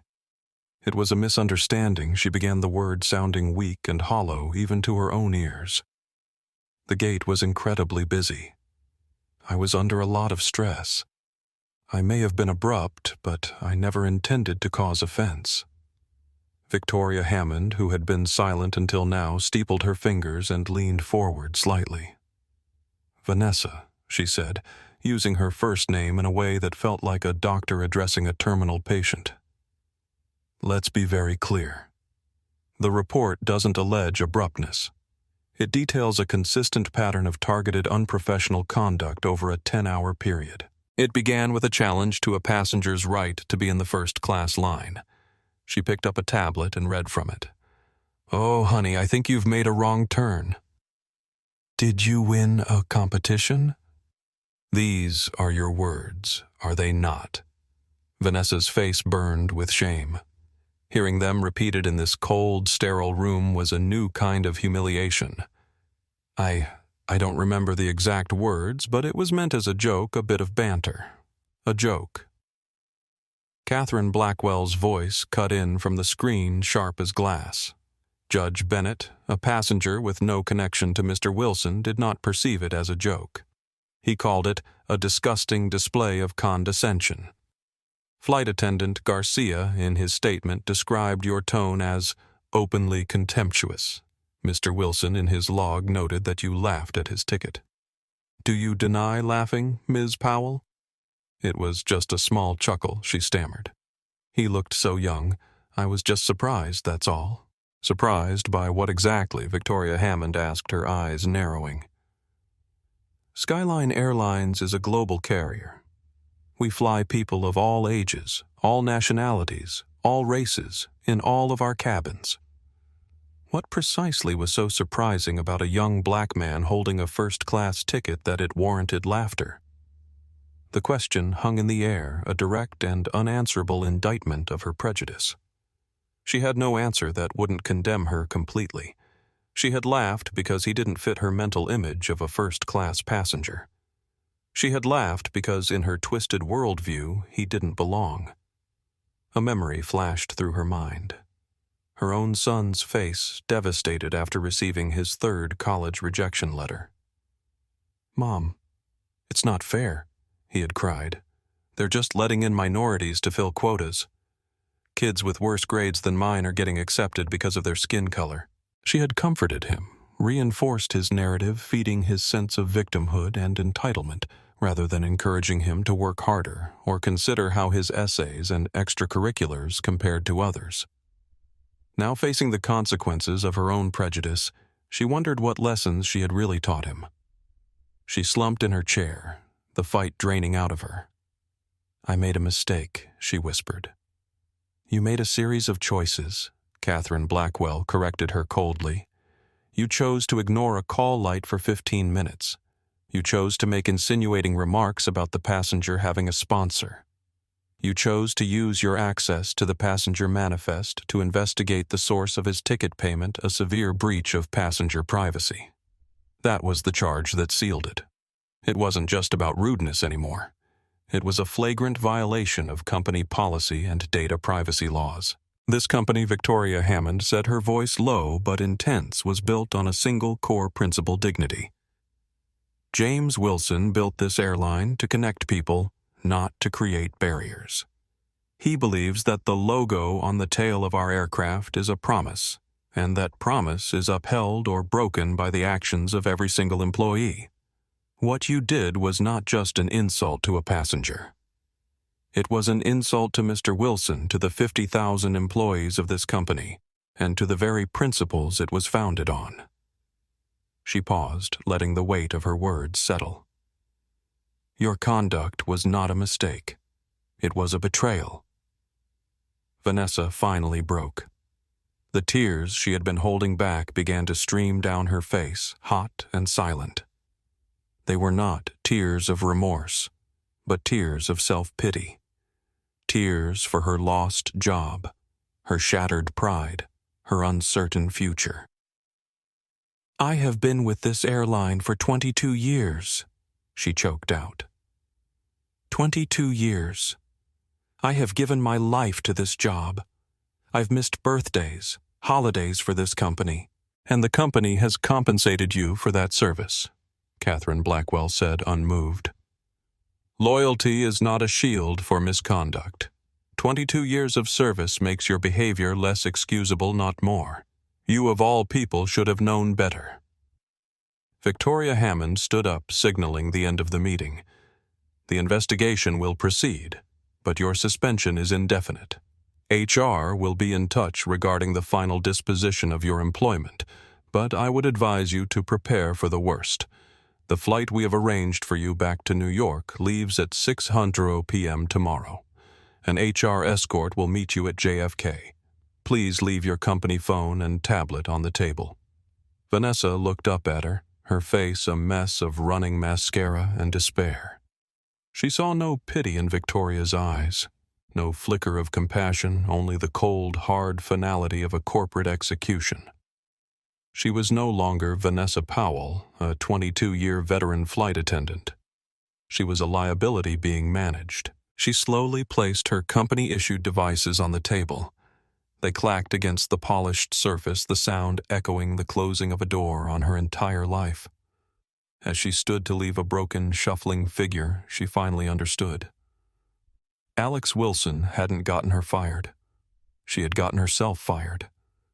He had simply held up a mirror, and the reflection had been too ugly for the company to ignore. As the glass doors sealed shut on Vanessa's departing form, Victoria Hammond's posture changed subtly. The glacial severity melted into something more professional but distinctly warmer. She turned to the screen where Catherine Blackwell was still visible. That's done, Victoria said with a sigh. A regrettable situation all around. Catherine nodded on the screen. James needs to be briefed immediately. I'll handle it from this end, but he'll want to hear directly from you as well. Of course, Victoria agreed. I'll call him as soon as I've gotten Alex settled at the apartment. How is he? Catherine asked, her tone softer, now genuine concern evident. This couldn't have been a pleasant experience for him. Remarkably composed, Victoria replied with a small shake of her head. He reminds me so much of his father. Same quiet dignity, same analytical approach. He didn't get angry or vengeful. He simply documented everything meticulously and reported it through proper channels. The apple doesn't fall far from the tree, Catherine observed. Keep me updated on the fallout. I've already started the paperwork for termination. With the evidence we have, it's not a question of if, but when. Understood. I'll be in touch. Victoria ended the call and gathered her materials, sliding them into a sleek leather portfolio. Outside in the executive lounge, Alex Wilson sat quietly reviewing notes on his tablet. He looked up as Victoria entered. All set, he asked, his voice betraying no emotion about what had just transpired. Yes, Victoria confirmed. She's been suspended indefinitely, but between us, termination is a foregone conclusion. The evidence is overwhelming. Alex nodded once, a small gesture of acknowledgement rather than satisfaction. I've sent you the complete log. It's time-stamped and includes direct quotes where possible. I received it. Extremely thorough. Victoria studied the young man for a moment. You know, most people in your position would have made a scene the moment she laughed at your ticket. That wouldn't have helped anything, Alex replied. A public confrontation would have been emotional and temporary. I wanted to document a pattern, not just an isolated incident. Well, you certainly did that. Judge Bennett's email was the cherry on top, a completely independent corroboration from a highly respected frequent flyer. He noticed what was happening early on, Alex said. He was subtle about it, but supportive. Victoria checked her watch. Your car is waiting. The apartment is ready and your itinerary for the internship has been finalized. Your father asked me to remind you to call him this evening, Geneva time. I will. Alex promised, gathering his belongings. As they walked through the terminal, Victoria glanced at him. If you don't mind me asking, why didn't you just tell her who you were from the beginning? It would have saved you hours of poor service. Alex considered the question for a moment. If I had identified myself, I would have learned nothing about how she treats regular passengers. My father always says that the true measure of a company isn't how they treat VIPs, it's how they treat every customer regardless of status or connections. Victoria smiled slightly. He does say that, doesn't he? He'll be proud of how you handled this, Alex. I hope so, Alex said simply. They reached the executive exit where a sleek black Mercedes waited. The driver stepped forward to take Alex's bag. I've arranged for a full briefing at the office tomorrow at 10 a.m., Victoria said. Just the senior team, they're eager to meet you. Your internship officially starts on Monday, but we thought you might appreciate a quiet weekend to settle in. That sounds perfect, thank you.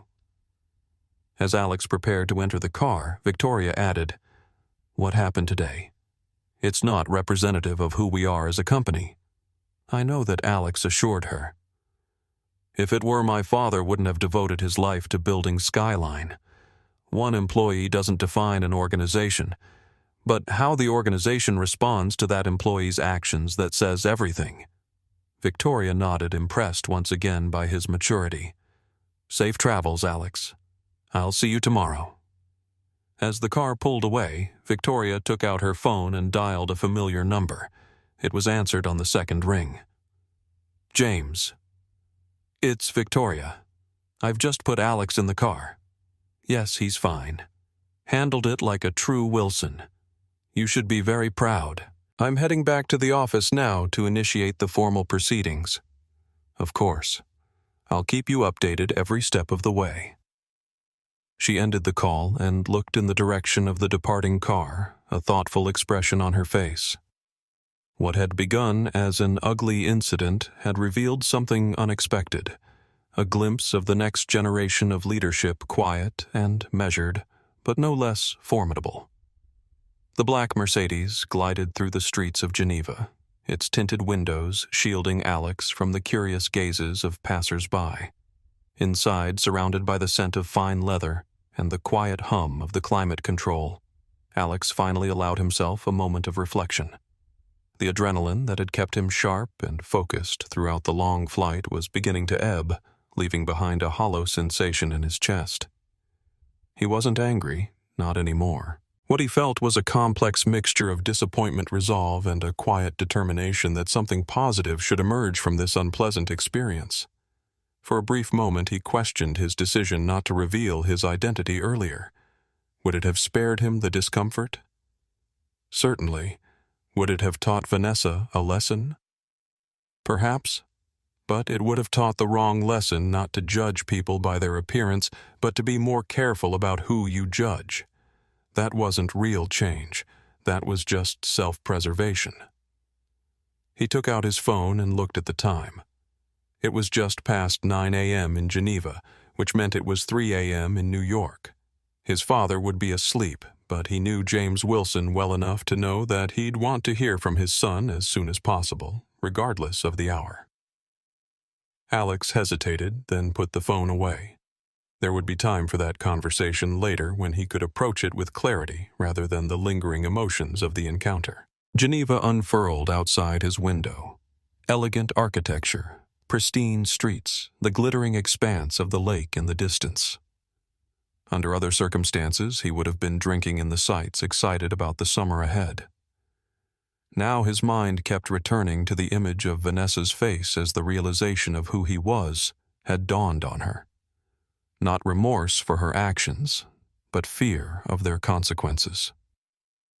The car pulled up to a modern apartment building in an upscale neighborhood. The driver opened his door and retrieved his luggage from the trunk. "The penthouse, Mr. Wilson," the driver said.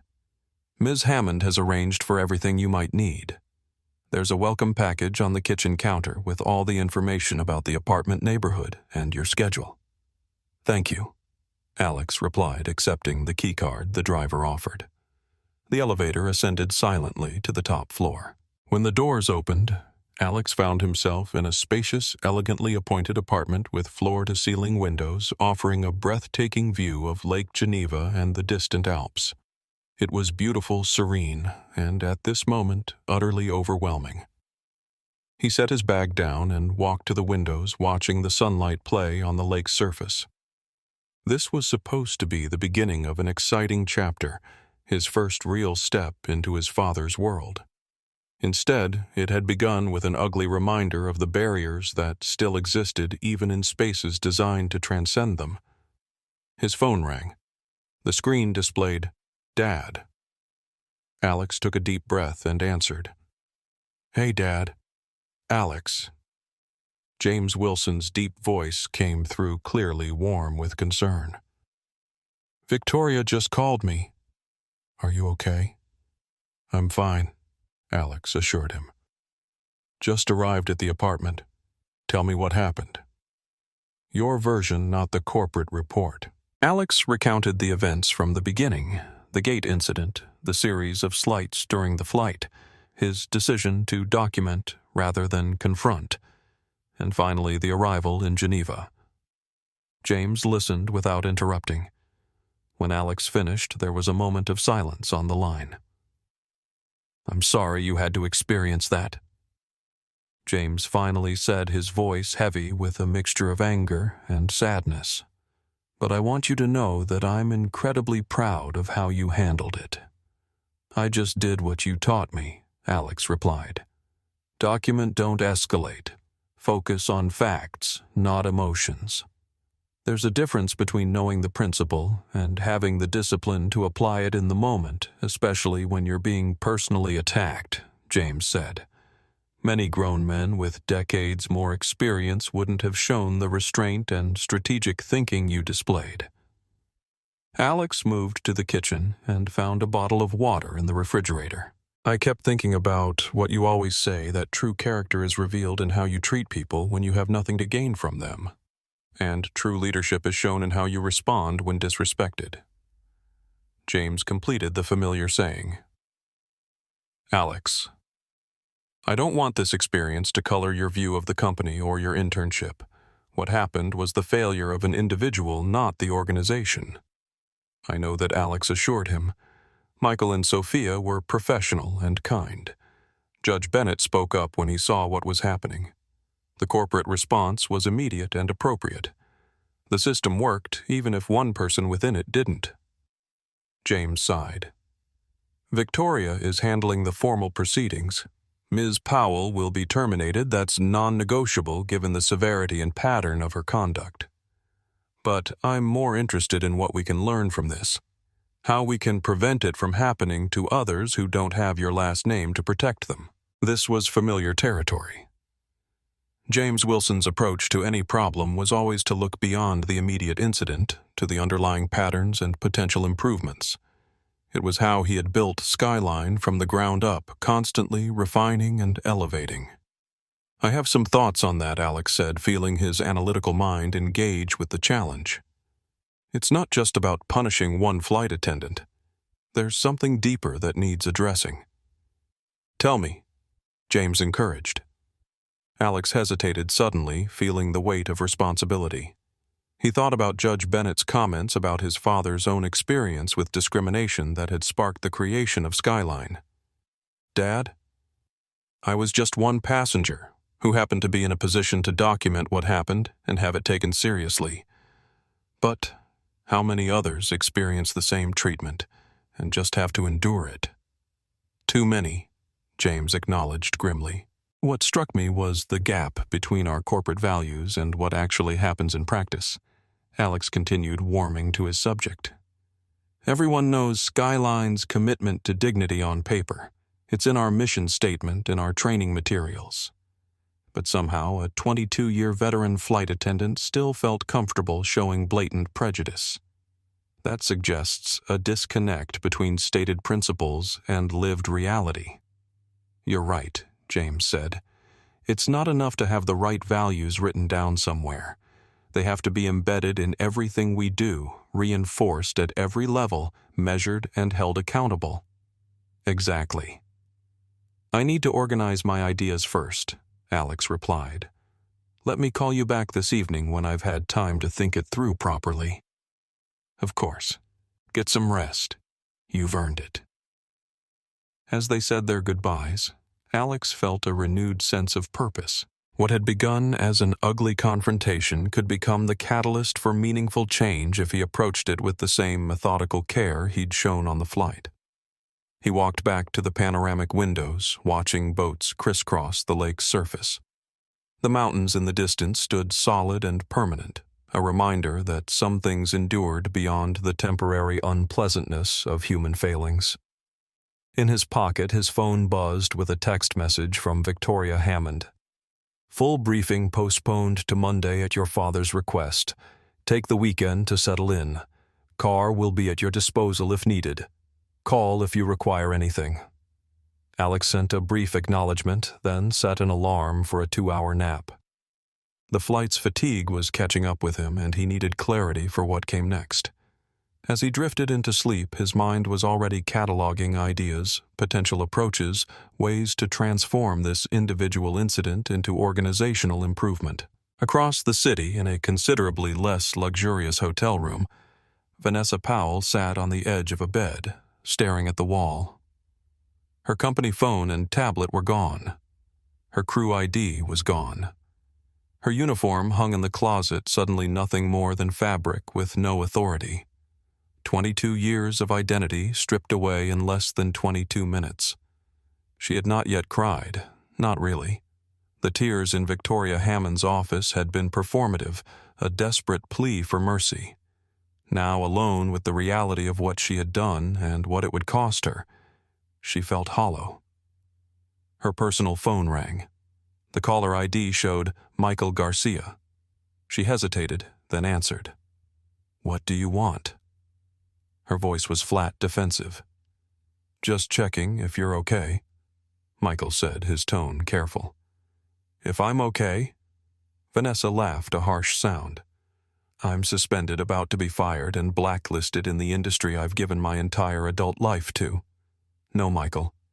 I'm not okay." "I'm sorry," he said simply. "Are you? Did you tell them everything? Every little mistake I made?" Michael's voice hardened slightly. "I told them what I saw, Vanessa. Just like Judge Bennett did. Just like Alex Wilson did. And it wasn't little mistakes. It was a pattern of deliberate behavior." "He set me up," she hissed. "He could have told me who he was from the beginning. Would that have changed how you treated him?" Michael asked. "Would you have been respectful to him as a person, or just afraid of his last name?" The question hung in the air between them, unanswerable, because they both knew the truth. Her silence was admission enough. After a pause, Michael spoke again, his voice softer now. "Vanessa, we've worked together for 5 years. I've watched you do this same thing to dozens of passengers who didn't fit your idea of who belongs in first class. This time it happened to be the CEO's son, but it could have been anyone. That's the problem." "You never said anything before," she replied bitterly. "I did, actually, multiple times. You just never listened. And that's on me, too. I should have been more direct, filed formal reports instead of trying to smooth things over. I was complicit in my own way, and I'll have to live with that." Vanessa felt a strange mix of anger and revelation. Had her behavior really been that obvious, that consistent? Had she really built a career around deciding who deserved her respect based on superficial judgments? "I have to go," Michael finally said. "We're being debriefed soon. I just wanted to say goodbye. Whatever happens next, I hope you find your way." After he hung up, Vanessa continued to sit motionless, the phone in her hand. Through the thin hotel walls, she could hear the sounds of other guests. Conversations, laughter, a child running down the hallway. Normal life continuing while hers had derailed completely. She had no idea what would come next. The airline industry was small, word traveled fast, and her specialized skills had little application elsewhere. At 48, the prospect of starting over was terrifying. Her phone buzzed with an email notification. Subject line, "Meeting request, Skyline Airlines HR, 9:00 a.m. tomorrow." The body contained only meeting details and a tersely worded reminder to bring all company property still in her possession. In that moment, the full weight of her actions finally crashed down on her. Not just the loss of her job or the humiliation of being escorted back to New York in economy class, but the recognition that she had revealed something ugly about herself, something that couldn't be excused away by stress or misunderstanding. She had judged a young man instantly reflexively based solely on his appearance, and in doing so, she hadn't just hurt him or embarrassed the company. She had betrayed her own humanity. The tears that came then were real hot and painful, wrung from a place of genuine realization rather than self-pity. "What have I become?" she whispered to the empty room. The weekend in Geneva passed quickly for Alex. After his initial rest, he spent hours walking the city, absorbing its rhythm and character. The international atmosphere, the blend of cultures and languages, the sense of history coexisting with modernity, it all provided a welcome distraction from the events of the flight. But his analytical mind never fully disengaged from the problem. Throughout his explorations, he was processing, categorizing, developing a framework for what had happened and how similar incidents might be prevented in the future. On his second day, he met Judge Bennett for coffee at a small cafe overlooking the lake. The judge had reached out through Victoria Hammond, offering his perspective if Alex found it useful. "You know, I've spent 40 years watching how institutions respond to discrimination," the judge said, as they settled at their table. "The typical pattern is depressingly predictable. Express shock. Punish the individual, issue a statement affirming values, then return to business as usual until the next incident." Alex nodded. "That's exactly what I'm trying to avoid. This can't just be about one flight attendant." Precisely, Judge Bennett agreed. "What interests me is that you seem to grasp intuitively something many organizations never learn. Individual behavior is shaped by organizational culture, and culture is shaped by structures, not just statements. My father taught me to look for root causes," Alex explained. "He built Skyline partly in response to his own experience with discrimination. But even with his commitment, there's still a gap between intention and reality." The judge stirred his coffee thoughtfully. "Tell me, what are you thinking about in terms of a response? I'm developing something I'm calling dignity by design," Alex replied. "The core idea is that we need to make treating people with respect the easiest path to follow, not something that requires special effort or conscious decision-making. Intriguing. How would that work in practice?" Alex leaned forward, energized. 3 components. First, redesign training to focus on behaviors, not just abstract principles. Second, create metrics that measure dignity in service as rigorously as we measure on-time performance or fuel efficiency. Third, build accountability structures that can identify and address patterns before they escalate to incidents. Judge Bennett nodded, impressed. "You're talking about embedding values in operations, not just declaring them. That's sophisticated thinking for someone your age." "I've had a good teacher," Alex said with a small smile. "My father always says that values only matter when they're operationalized." "Your father is a wise man," the judge observed. "I remember when he testified in that discrimination case I mentioned. He wasn't just angry about being denied a seat. He had a vision for how air travel could be different, more respectful, more dignified for everyone regardless of ticket price or appearance. That's still his vision, Alex confirmed. I just want to help make it more fully realized. Well, young man, Judge Bennett said, raising his coffee cup in a small toast, I believe you're on the right track. And if you need an ally in this effort, consider me at your disposal. On Sunday evening, Alex settled into the apartment study with his tablet and began to organize his thoughts. He created a detailed presentation drawing not only on the specific incidents with Vanessa Powell, but on broader patterns he had observed in the travel industry and in his own experiences. At precisely 8:00 p.m. Geneva time, he called his father. "How's the apartment?" James asked after they'd exchanged greetings. "Perfect. The view is incredible, and the city beautiful.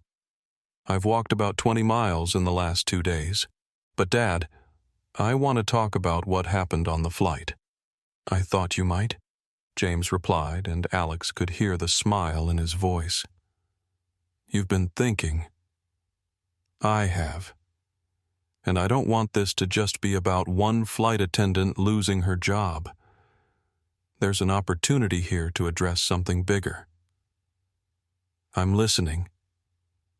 Alex took a deep breath. "What happened to me happens to people every day who don't have the Wilson name to protect them. People who get treated poorly, denied service, made to feel unwelcome, and they have no recourse because they don't have direct access to the CEO or a judge in the next seat documenting everything." "True," James acknowledged. "So I've been thinking about how to fix that. Not just punish individuals after the fact, but create a structure that promotes dignity by design." "Tell me more." Alex began to outline his concept. It wasn't just about sensitivity training or diversity initiatives, though those had their place. It was about creating measurable standards, accountability structures, and feedback mechanisms that would make treating all passengers with dignity the path of least resistance rather than a special effort. The problem with most corporate responses to incidents like this is that they're reactive and individual, Alex explained. Someone behaves badly, they get reprimanded or fired. Everyone expresses shock, and then the same conditions that allowed the behavior in the first place continue unchanged. And your solution, James, prompted a comprehensive program I'm calling Dignity by Design. It would have 3 core components: training metrics and accountability. Alex detailed his plan, a complete overhaul of staff training to emphasize dignity as the foundation of service rather than an add-on. New metrics that would measure respectful treatment as rigorously as on-time performance. And accountability structures that would reward consistent dignity in service while identifying and addressing patterns of problematic behavior before they escalated to incidents like his. The key insight, Alex continued warming to his subject, is that most people don't set out to be biased or disrespectful. But in high-stress environments without clear standards or consequences, people default to shortcuts and assumptions. If we want better behavior, we need to design structures that make dignity the easiest path to follow. James was silent for a moment after Alex finished. Then he said, "You've given this a lot of thought." "I have. It's ambitious. It needs to be. Incremental changes produce incremental results. If we want to lead the industry in this area like we do in operational performance, we need to be bold." "You sound like me 20 years ago," James said, a note of pride evident in his voice. "All right, here's what we'll do. Present your concept to Victoria and her team tomorrow. If they see the same potential in it that I do, we'll form a task force to develop it further with you as a key contributor." Really, Alex couldn't keep the excitement from his voice. "Really. This isn't charity or nepotism, Alex. It's recognizing a good idea and the person best positioned to champion it. You experienced the problem firsthand, you've thought deeply about the solution, and you bring a perspective that many of our executives simply don't have. That's valuable." The conversation shifted to logistics, how the presentation should be structured, who would be in the room, what the immediate next steps might be. By the time they hung up, Alex felt a sense of purpose that transcended his original internship plans. What had begun as an ugly incident was transforming into an opportunity for meaningful change. That night, as he prepared for bed, Alex found himself reflecting on how drastically his plans had changed in just a few days. He had come to Geneva expecting to spend the summer learning finance and operations, the technical aspects of the family business. Instead, he was being thrown into something far more fundamental, the human architecture of the company, the invisible structures that shaped how people treated each other. Part of him felt a tremor of uncertainty. Was he ready for this? Did he have enough experience to propose organizational changes to seasoned executives? But then he thought about his encounter with Vanessa, about Judge Bennett's quiet support, about his father's confidence in him. He had seen the problem clearly. Perhaps that clarity of vision was exactly what was needed. The next morning, dressed in a crisp suit rather than the casual clothes he'd planned for his first day, Alex entered the Skyline Airlines Geneva office. Victoria Hammond greeted him personally, leading him to a conference room where the local executive team was assembled. "Everyone," Victoria announced, "this is Alexander Wilson. Many of you know him as James's son, but today he's here with a proposal I think deserves our full attention." Alex stepped forward, tablet in hand, ready to present his vision. As he looked around the room at the attentive faces, he felt none of the nervousness he might have expected. Instead, there was a quiet confidence born of conviction, the belief that from one person's failure of dignity could emerge a structure designed to elevate everyone. "Thank you for meeting with me," he began. "I'd like to talk about how we can make Skyline Airlines not just the most punctual or comfortable airline in the world, but the one that leads the industry in treating every passenger with unfailing dignity. And I believe it starts with a concept I'm calling dignity by design." 1 year later, Alex stood before a lecture hall filled with business students at the University of Geneva. As part of a guest lecture series on ethical leadership, he had been invited to share the Dignity by Design story as a case study in organizational transformation. "The most powerful lesson I learned through this experience," he told the attentive students, "is that true leadership isn't about asserting authority. It's about using influence to build structures where dignity becomes the default, not the exception." He clicked to a slide showing the ripple effects of the program not just within Skyline Airlines but across the industry. Competitors had launched their own versions. Industry associations had created new standards. Regulatory bodies were incorporating the frameworks into passenger rights provisions. What began as one flight attendant's failure has catalyzed change that will affect millions of travelers.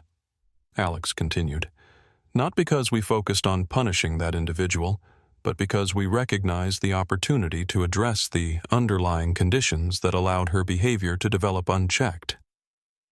A student raised her hand. "But wasn't the flight attendant fired? Isn't that punishment?"